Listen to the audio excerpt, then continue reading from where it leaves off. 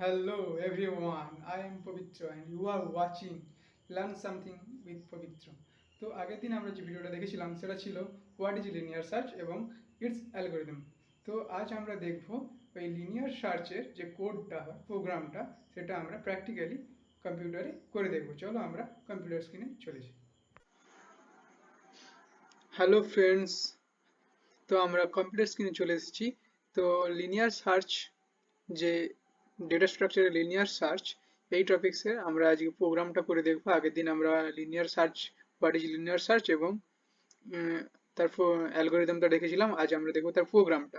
তো সেটার জন্য আমরা visual studio code ID open করেছি এবং এখান থেকে আমরা যে ফাইল, সেই ফাইলে গিয়ে ওপেন ফাইল, এখানে ওপেন ফোল্ডার এখানে যাব, গিয়ে এখানে আমরা একটা ফোল্ডার ক্রিয়েট করব। তো তার জন্য আমরা এখানে রাইট ক্লিক করে নিউতে গিয়ে ফোল্ডার ক্রিয়েট করব একটা লিনিয়ার সার্চ। ওকে, তো এই ফোল্ডারটাকে আমরা এখানে সিলেক্ট করব। সিলেক্ট ফোল্ডার করে আমরা চলে এসেছি। এই ফোল্ডারের ভেতরে আমরা এবারে একটা ফাইল বানাবো, সেটার নাম দেব লিনিয়ার সার্চ ডট সি। ওকে, দিয়ে আমরা সেভ করে নিলাম। এবার আমরা সি ফাইল তৈরি হয়ে গেছে। আমরা এখান থেকে এবারে কোড স্টার্ট করব। তো linear search program linear search program in data data structure in C language. ওকে, তো আমরা করে দিয়েছি। এবার আমরা কোড স্টার্ট করব এখান থেকে। has include stdio.h and তারপরে আমরা দেব int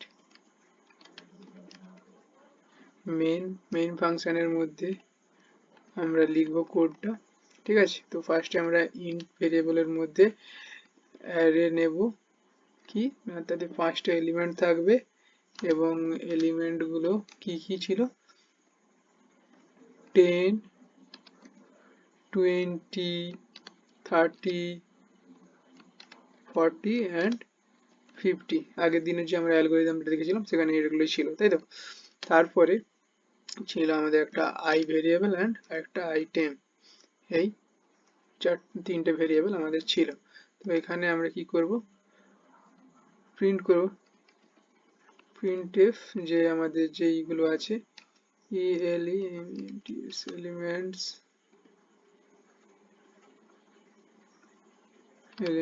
আর কি কি না 10 20 30 40 50। ওকে, এইগুলো হচ্ছে আমাদের elements.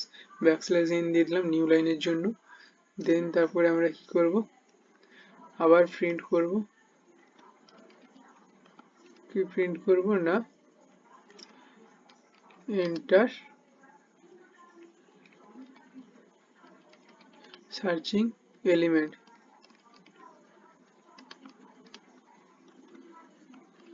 Enter searching element.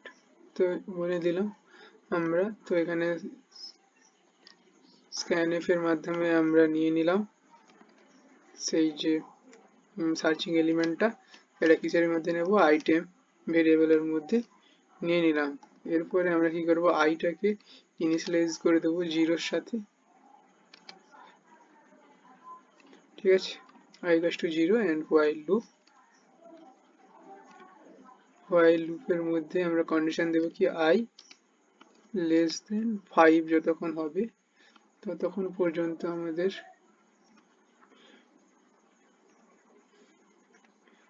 লুপটা run করবে। ঠিক আছে, সেটা কি কি এখানে কি দেব, একটা ইফ স্টেটমেন্ট দেব। সেখানে থাকবে কি কন্ডিশন না অ্যারে আইটেমগুলো, মানে অ্যারের মধ্যে যেগুলো ছিল array I equals to item, তখন আমরা প্রিন্ট করব যে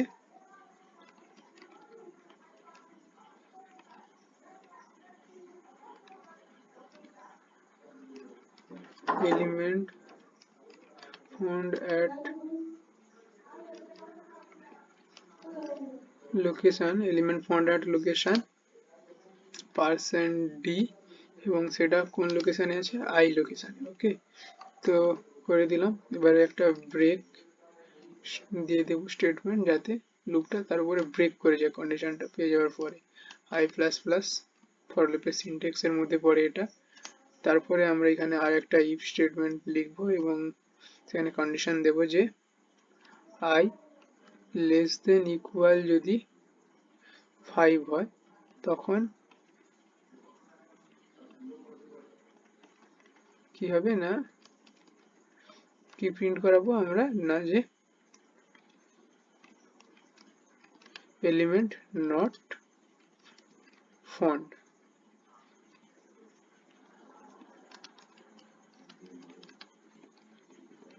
ইন দ্য অ্যারে। ওকে, এটা আমরা প্রিন্ট করে দেব। এরপরে আমাদের আর কি আছে না,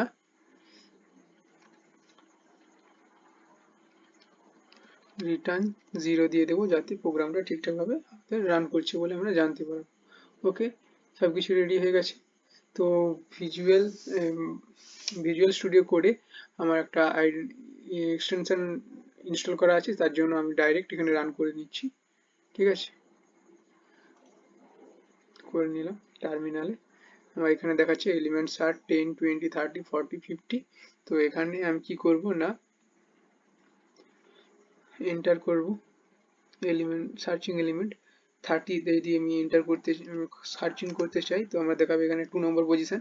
কেন 2 নম্বর লোকেশন দেখাচ্ছে না, 0 i = 0 আমরা ইনিশিয়ালাইজ করেছি, সেই জন্য 10 এখানে 0 পজিশনে আছে, 20 আছে 1 পজিশনে, 30 আছে 2 নম্বর পজিশন, সেই জন্য 30 এন্টার করেছি। আমরা সার্চিং করতে চাইছিলাম, সেই জন্য এটা বুঝিয়ে দিয়েছে 2 নম্বর পজিশনে অ্যারের মধ্যে আছে।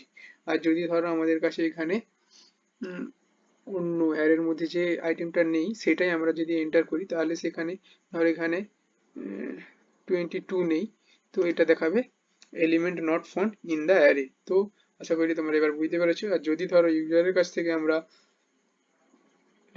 ইনপুট নিয়ে তারপরে আমরা দেখব যে কোথায় কি হচ্ছে, তার জন্য আমাদেরকে কি করতে হবে না, এই লাইনটা আমরা করে দেবো কমেন্ট।